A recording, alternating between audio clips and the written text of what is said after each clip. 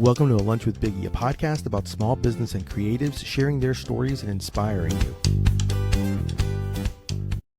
My guest today has been he's been making bad jokes into physical objects since 2006. I knew him originally as Seibei, but now he's the co-owner of Hello Comics and also the creator behind Things by Dave. Please welcome my friend, Dave Murray. What's going on, Dave?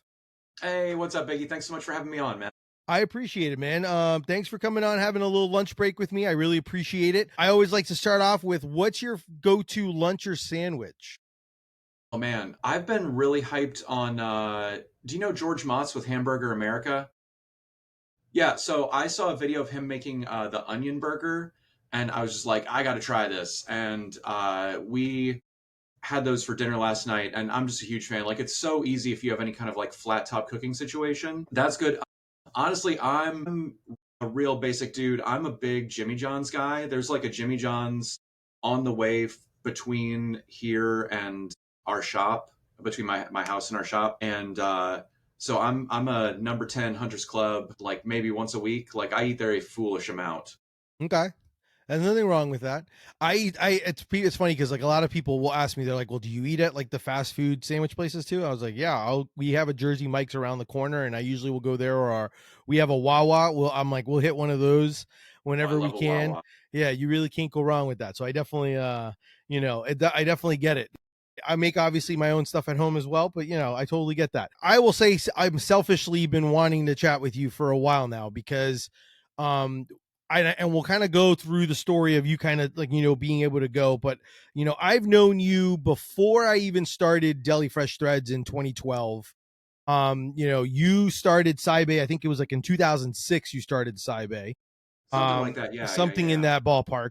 So and I'm actually wearing one of my all-time favorite shirts, which is Sandwich Dino, which is, make me a sandwich, which is one of the things that I think I even told you when I first started that I never wanted to make a shirt that says make me a sandwich because I would feel it's sacrilegious to this shirt. That's how much I appreciate it. You're too kind, man. But I wanted to talk about, a little bit during like a sandwich break version of it, of kind of like where the idea of kind of going from, because you've gone through some iterations in the sense of, you've done, a variety of things, from everything from like starting Seibei, and you can tell people a little bit about that, to then how it's kind of morphed to you and Kate, your wife, opening up, Telegraph Art and Comics, which then later ended up becoming Hello Comics, which is great. But then at the same time, you then kind of came back and now are doing back the Things by Dave. So you're doing so many different creative outlets that I kind of want to be able to kind of share a little bit about that, just because, and kind of hear your story a little bit so people can kind of get to know you a little bit more. Yeah. So, Seibei was always just kind of like a fun creative outlet for me. I mean, the original Make Me a Sandwich shirt, I drew that, in maybe about like 15 minutes. I was learning to screen print and I had built a press, and I was just like, I need a simple one color design to like just test out this press, make sure like it holds up registration. This was like very early days. I had like gotten plans for a screen printing press that involved like a Lazy Susan and like specialty clamps, and like this is before I like worked in professional shops and learned how to properly print. And I was working at a sandwich shop at the time, and so I guess make me a sandwich was just kind of a phrase in the forefront of my mind. And that dinosaur, actually, I had forgotten this when I first did it, but that was actually how my mom taught me how to draw dinosaurs,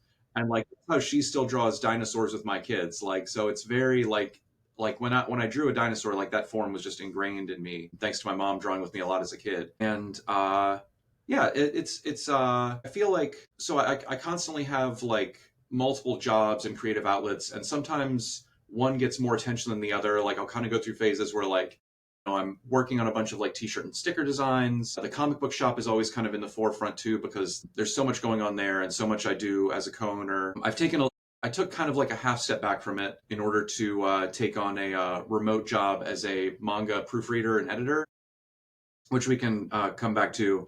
Yeah, it's kind of just like juggling and constantly giving one thing more attention than the others. I feel like something's always kind of moving to the back burner. Like I have less time than I'd like, and I have to like also be like a parent and a friend and a husband and all that in there too. But I'm just a kind of guy who has a lot of ideas and I like to stay busy. Like I feel like, I don't know, I probably should just like go to therapy, but I feel like staying busy helps keep me in a good mental state. No, I get that, and that's kind of in my realm. I think is the same thing. Like I kind of the balancing sometimes, and I'm pretty sure you probably get asked a lot of times, like, how do you do it? Like, how do you juggle it all? Because you definitely are doing a bunch of various creative outlets when it comes to that. Where so it was.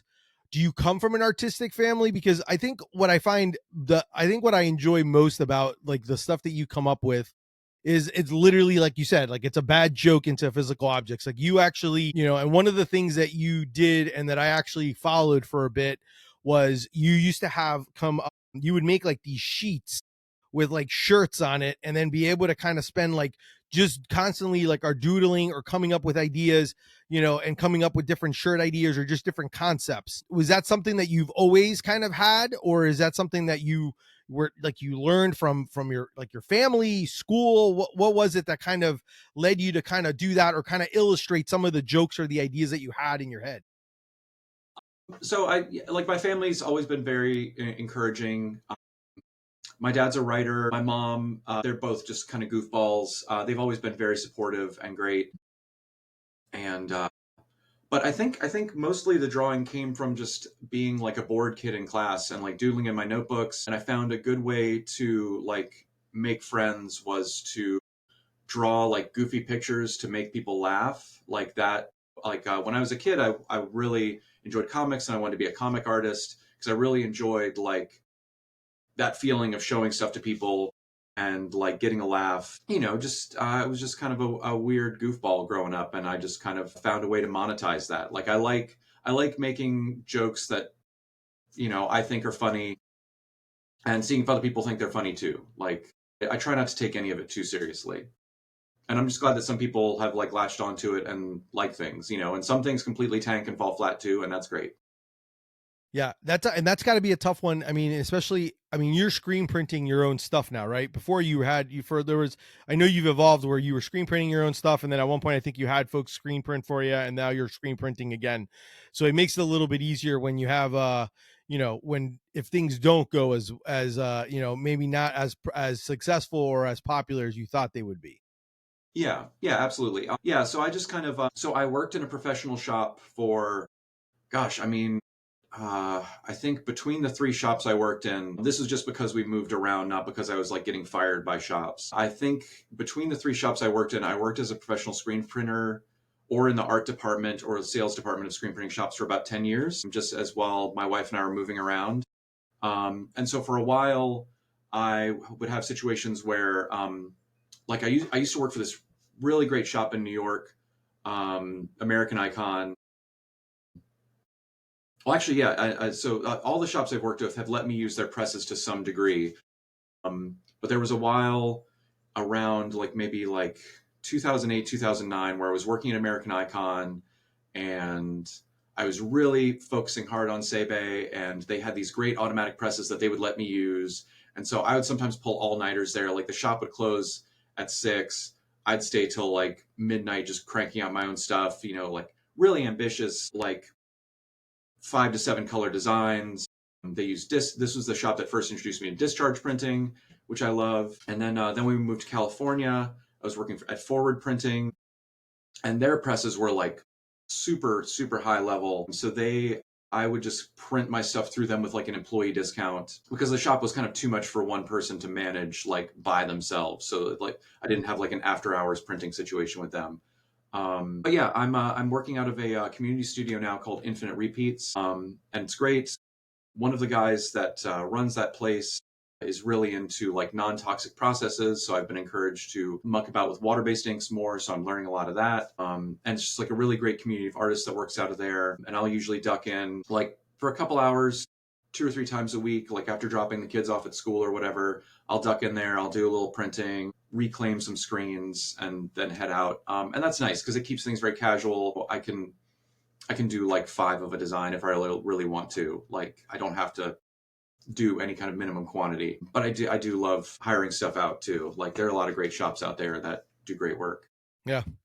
What led you, what I was always kind of curious, what led you and your wife Kate to to co-own and open up Telegraph Art and Comics, which I know obviously has evolved to now Hello Comics, but let's first get to that point. Let's first talk about the how what made you decide to do Telegraph Art and Comics. Well, yeah, absolutely. So my wife and I were living in Oakland, California at the time. We were both working at a screen printing shop, but all of our family was back here in Charlottesville, Virginia, and we were engaged. We were kind of thinking about like what's next. And we've been dating a long time. From an early time in our relationship, marriage was always our plan. But when we finally like set a date to get married, we were like, okay, where do we want to raise kids? We want to be with near our family. We want our kids to have like their grandparents in their lives. So we were like, let's move back to Charlottesville, Virginia.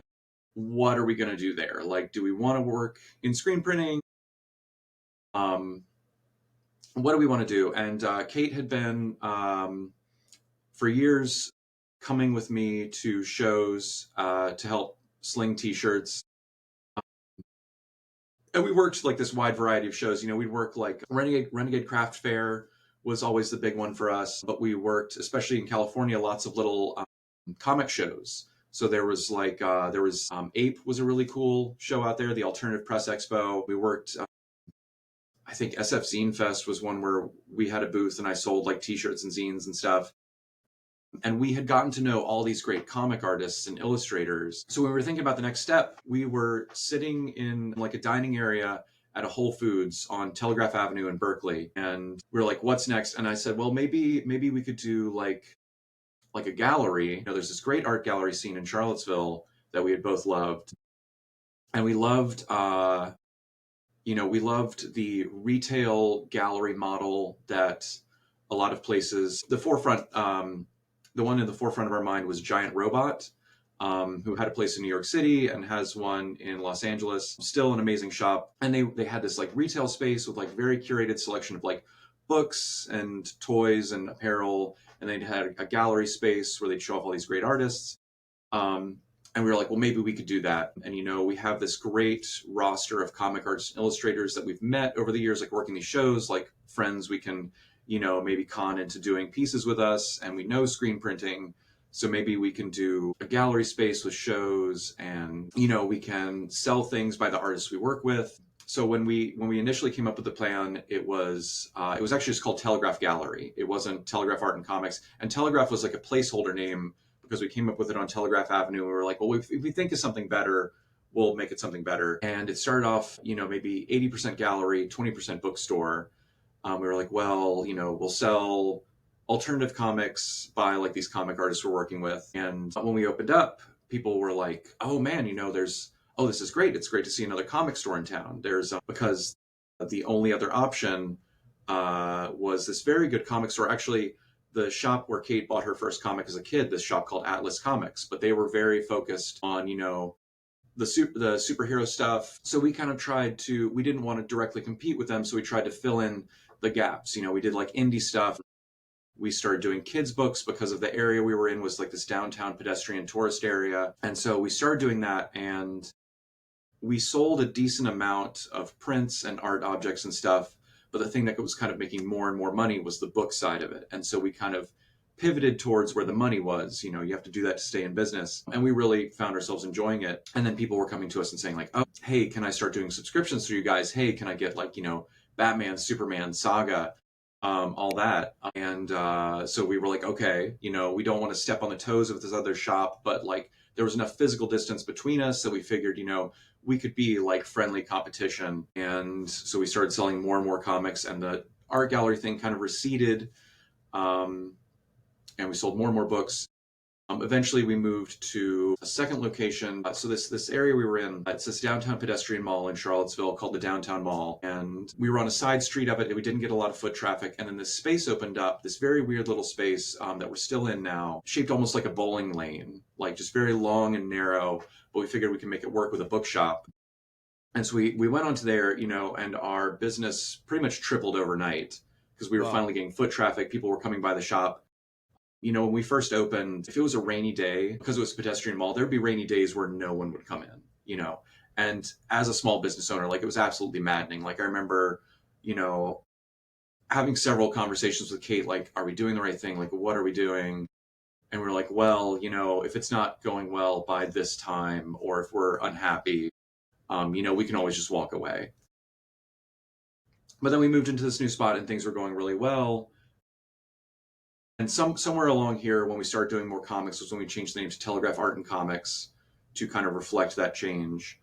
And then eventually, this was around 2019, we realized like we're pumping as much like book as we can through this tiny little space. We need to open a second location. But because of the way our town is situated, Charlottesville's only so big. And we were like, well, if we open another spot in Charlottesville, it will be like a direct FU to the shop Atlas, who we had like a very we had a very amicable relationship with. Like we would shop at each other's shops. The owner, Jake, he was about our age, really nice guy, and like we were very friendly with him. And we were like, well, if we can't open a new spot, what Kate had this great idea. She was like, what if we try to buy them out? And that becomes our second location. And so Kate was like, I'm gonna talk to Jake. We're gonna make this happen. And she had kind of like, when he'd come in to shop, I think Kate told him one time, hey, if you ever want to sell, like we'd take good care of your customers. And he was like, that's good to know. Because he was sort of looking to get out of it. And I think one day Kate was like, I remember I was out and like just antiquing. Our youngest was in school, or our only child at the time was in school. I was out just like at antique malls, just goofing around. And Kate was like, hey, I ran into Jake. I see his car. I'm going to track him down and I'm going to talk to him and we're going to get a meeting with him. And so she saw him parked. And Jake actually works for us now. Skipping ahead, I don't know if he knows this story, but Kate saw him sitting in the parking lot of a Staples, like in his car, not like Yeah. sitting on the ground. And Kate was like, okay, I'm going to go into Staples and pretend I've just like come out and happened to walk by his car. And so she goes in and she bought some random stuff we needed, like Post-its and a computer mouse or whatever. And she came out and was like, oh, Jake, it's so nice to run into you. Hey, can we take you and your wife out to dinner? Like, I really want to talk to you about buying the shop, and she like set a date with him there. And like I'm really lucky to be in business with Kate. Like she's like I love her very much. She's the mother of my children, incredible wife, but also incredible. Like I feel like we make up for each other's deficiencies. Like we work very well together as business partners because she has this incredible focus that I lack. Like she's like, here's the things we need to get done. Here's how we're going to do them, and like yeah, so she had set her mind to it that we were going to try and buy this guy's shop. And she was like, we're doing it. So we had dinner with them, with Jake and his wife, Ann Mason, and we took them out and we like got the ball rolling. And eventually we settled on a price. We acquired the shop. And so we suddenly had the second location and we had to learn a lot of things really quickly because we were dealing with like all the old school collectors in town, all the big superhero guys. And Jake stayed on for a while to kind of help us with the transition. Like it was very friendly. Jake wanted to go back to school. He was very happy to get out of the business. And that was when, comics definitely became the forefront. Yeah. And then in 2021, 2022, we were like, all right, I think we need a rebrand. We need, it's been about 10 years we've been in business. And Hello Comics, I actually got the idea for the name from the Beastie Boys album Hello Nasty. Okay. Because apparently, if I remember correctly, I may be getting the story wrong, but there was like a record company or something called like Nasty Records or something. And when the main receptionist answers the phone, she'd go, Hello Nasty. And they just thought that was a cool phrase. And so they made that the title of the album. And I was like, oh, well, Hello Comics would be like a sick way to answer the phone because it's just like, yeah, Hello Comics. And, it's a friendly greeting. No one had a trademark. There were no shops called Hello Comics. Because you do find, there are over 3,000 comic shops in the US, something like that, officially. There are probably plenty more that like sell comics secondhand that aren't on the records of like being with like the main comic distributors. But no shops, you'll find shops often repeat names. But there were no shops called Hello Comics, and we just liked it. And yeah, we did this whole rebrand, and it's worked out really well for us, I think. It sounds like Kate is creative, but also Kate keeps you focused, which allows you then to be the one that goes squirrel and then come up with the idea and like do your thing. I'm kind of curious, how much has she helped or influenced you? Because obviously you have Hello Comics, but then you Mhm. also do Things by Dave, Mhm. which is kind of like your outlet to be able to do a lot of like the screen printing and the stickers. How much does she help when it comes to that as part of the business? Like with Things by Dave, or Yeah. like so I sometimes ask her for help with that, which thankfully she says she enjoys. Mostly I've gotten her help with like advertising and like marketing stuff, because she's had to learn, like we've both had to learn so much of that for the comic shop, but she's really taken the lead on like, doing like ad retargeting and like all this other stuff, promoting like the online aspect of our comic shop. So yeah, I ask her for help with like a lot of like nuts and bolts business stuff, and I do run ideas for shirts by her. Like I remember we were the Weed Limit 69 design. We were driving the family to the beach, and we passed by a speed limit sign, and I was like, Kate, I just had was probably the dumbest idea for a shirt in my life, but I wanted to run it by you. I was like, what about like a shirt that said Weed Limit 69? She's like, no, that's great, you got to do it. So she's very funny and very creative, but Things by Dave is just usually typically me just like noodling around and making jokes. So for when she's helping with that, it's usually more of like the real world business aspect, like accounting and bookkeeping and advertising. Can we talk about that creative process, of how you come up with some of the things that you've come up with and how you either keep it together in the sense of like, do you illustrate it? Is it like you just do a doodle? Are you still doing the idea of like you giving yourself a certain amount of time and every few minutes sketching different Mhm. concepts? Tell me a little bit about that creative process that you go through to kind of put stuff idea down to paper, or ideas come up. Where do you put them? What do you do with them?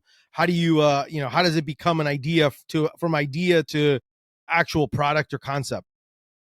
Yeah, so I don't do the like the t-shirt pages anymore, just because like I should probably go back and revisit them, but for like after a while it started to feel too much like work and too much pressure, and like it wasn't fun. Any way of drawing or idea creation, once it stops being fun, I just abandon it, because I feel like my best work comes when I'm just genuinely having fun, and like sometimes if I can get like if I can think of like one specific friend, not the same friend every time, but if I'm just like, oh, like if I'm trying to make like one friend of mine laugh, then I find that that's like my purest work. But I find a lot of my best. So, um, our kids are during the school year, our kids go to a school and a daycare that's about like a 20-30 minute drive from our house.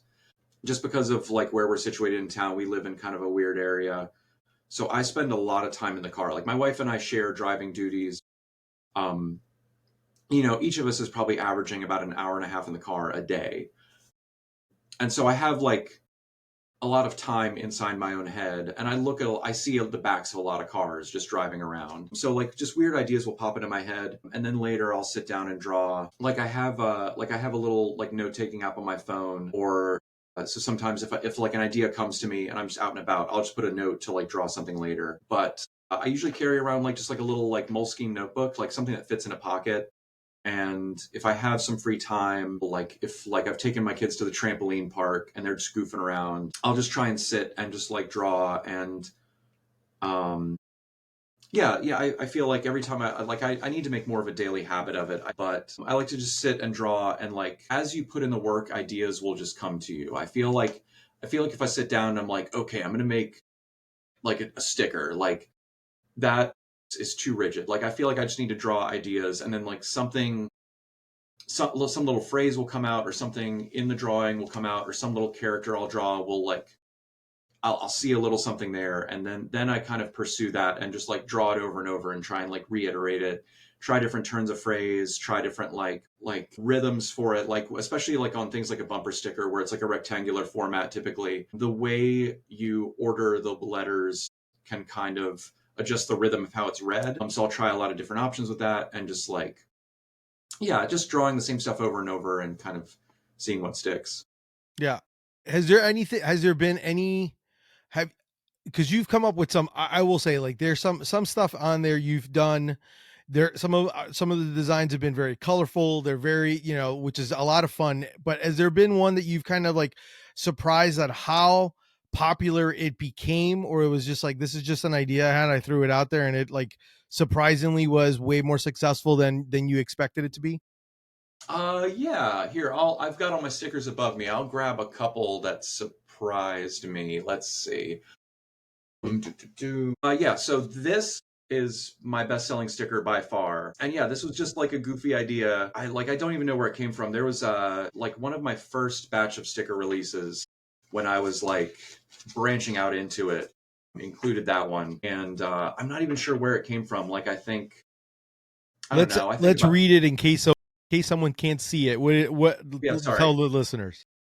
Due to a wizard's curse, I am unable to wash this car. Yeah, I play a lot of Dungeons and I Dragons. was I gonna think a say lot that, about I'm wizards. assuming that kind of helped or inspired some of that. Yeah. And let's see. Silent but friendly. I love This that. one, thank you. Yeah.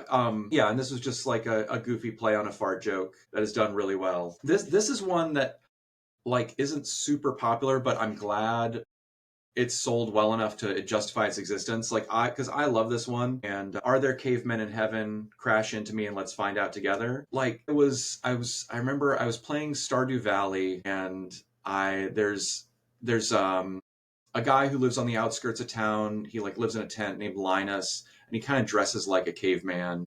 And so I was just joking with my wife like one day, like, why can't you romance the caveman in Stardew Valley? You can romance everyone else. And I think the word caveman is very funny to me. Um, and yeah, so I that was just like a goofy joke that I'm glad enough people like it that it's actually sold. Um, so yeah, I don't know. It always surprises me if something does well because I'm like, I don't know. It's just very gratifying when jokes do take off. And there's some duds too, but I it's know always nice I know when people. one iteration or something in the very beginning that I saw quite a bit pop up was the "I'm fat, let's party" Mhm. shirt idea. That was always popular. Obviously, I did pick up from your website, from Things by Dave. I had to get the Hello comics just because did it was a nice little play on, the shirt is a play on fast food.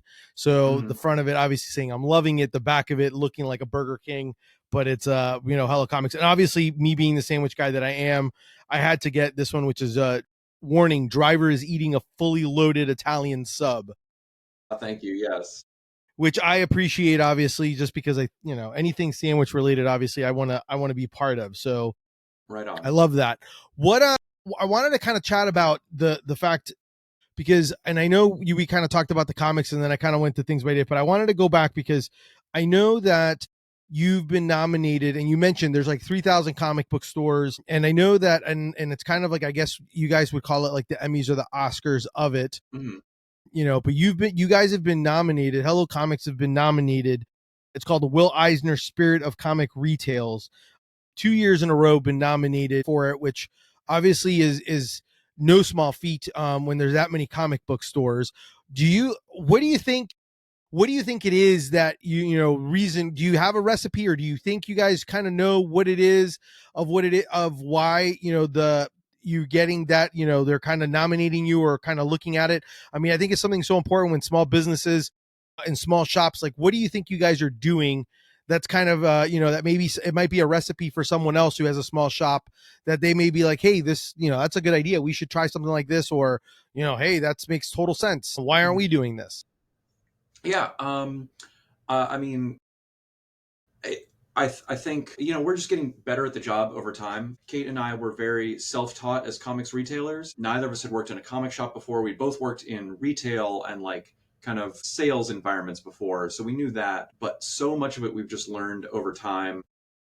I mean, I think a big key is hiring people smarter than you in some kind of aspect. I feel like everybody on our team now, like we've really like dialed in the hiring and firing process. Actually, I think a big game changer for us in like hiring employees was Big Bud Press and Lacey McAuliffe, right? Everybody knows them. And Lacey, she and her husband Philip, they're managing all these different locations all over the US. They've got a warehouse in LA.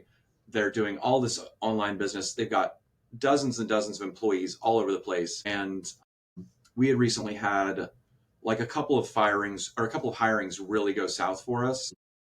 And I reached out to Lacey. I was like, Lacey, you've got all these people. You're doing all this. Like, how are you making sure you're bringing on the right people? And she introduced the concept of a test shift to us. So, like, as part of the interview process, you bring somebody on and you have them work a paid shift, like, see how they vibe with the team, see how they actually do in the environment. Because some people interview great and then flop. Some people don't interview that well, but in practice, they're actually really good. And so, we started doing test shifts, and that really helped us dial in like who was going to be a good candidate that we could like work with. And now we've just got like the best team. I mean, it's only, I think I want to say it's 6 employees that work with us now between 2 locations, because Kate and I are both putting in a lot of shifts as well. One of us is there pretty much every day, sometimes both if the kids are in school, or we can get a grandma to help out with babysitting. But yeah, it's really just having a good team, and like we have a really supportive community, and we try and just do a little better every day. We're really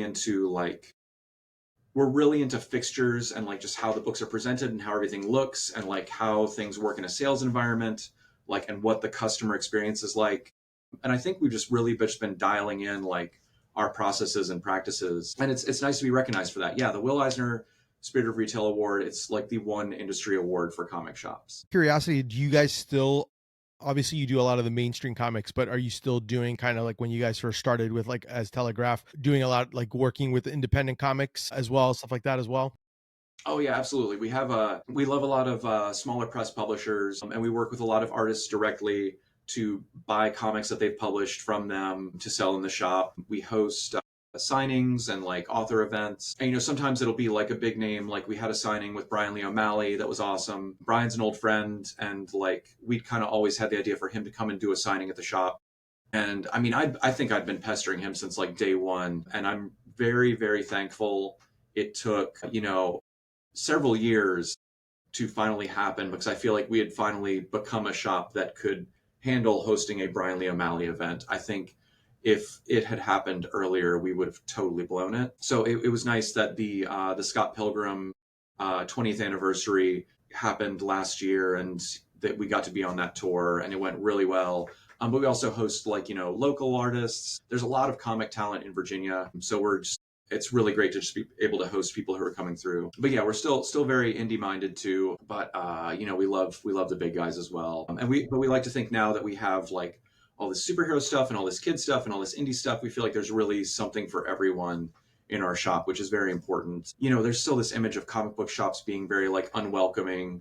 Everyone thinks of like the comic book guy on The Simpsons and stuff, like very dismissive, very gatekeepy, and like we still have to fight against that image. So it's good to just be like welcoming and have something for everybody. I mean, I feel like it's just what you do in any kind of like retail service environment. Just hire good people, be nice to everybody, present the product at a good price, and do the best you can. That totally makes sense. What advice would you have for someone wanting to start something? Yeah, absolutely. I mean, if you can find a way to start something at a small enough scale that you can like walk away from it at any time, I think that's huge. Like if you're thinking of starting a retail store, like a brick and mortar, maybe try like doing pop-ups and like working local shows, build a mailing list, build a following, see if the demand is there in your area. I think we could have benefited from that advice when we first started, because we went right into like a brick and mortar, and and all's well that ends well, but it was rough going there for a bit. And I think we could have benefited from maybe doing a bit more like groundwork before that. Uh, but yeah, if yeah, and you have to find the joy in it. Like it has to be on some level gratifying for you, because there's going to be a lot of times where like it's not, where it's like it's draining money, it's not making money. it's draining you emotionally and physically. Like, you need to have something there that you enjoy. If you go into it just thinking that you'll make money, it's going to be a while before you do that. So you gotta have some love there or something. Yeah. Uh, Partnering up with people is great.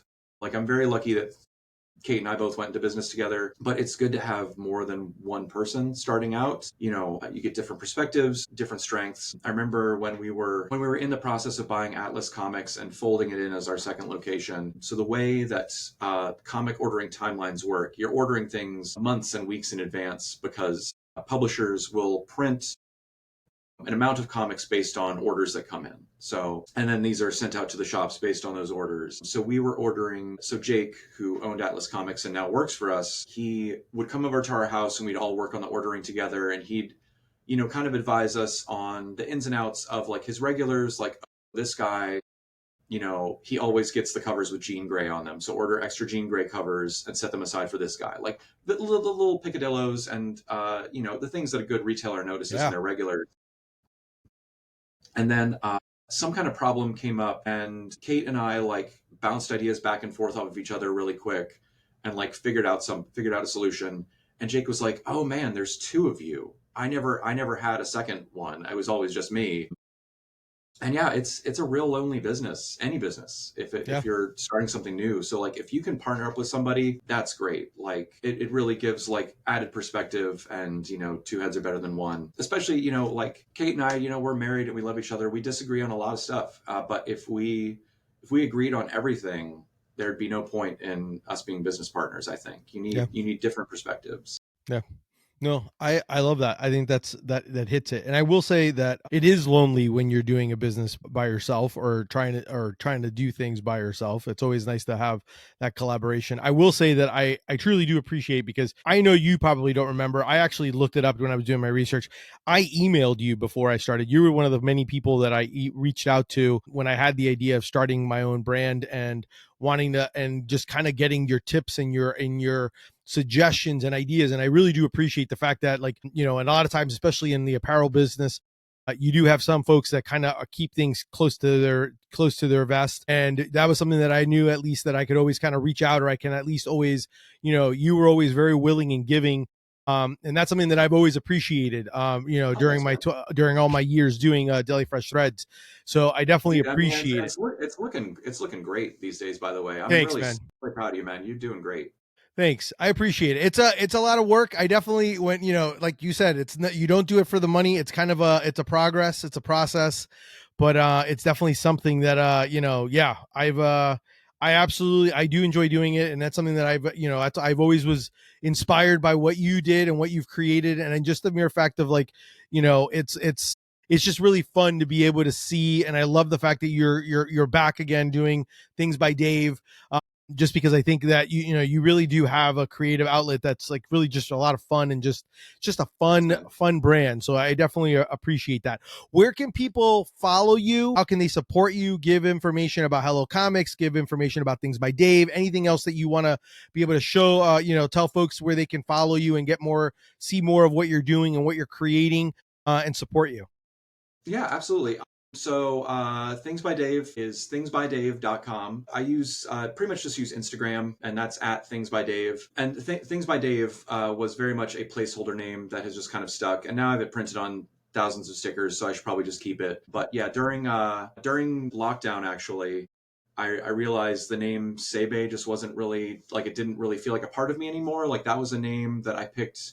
Um, from an old Japanese short story that I really liked, that I still enjoy, but like the name just didn't really vibe with me anymore. And so I was like, my name's Dave and I make things by Dave. Um, and So yeah, thingsbydave.com, at thingsbydave.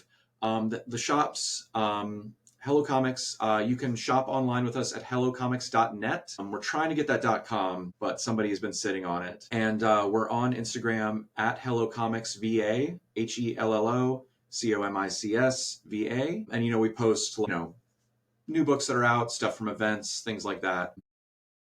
And yeah, that's pretty much me. Yeah, I'm if I'm not proofreading manga or hanging out with my kids, I'm working on one of those two things, or playing Dungeons and I was going to Dragons. say, or Dungeons and Dragons.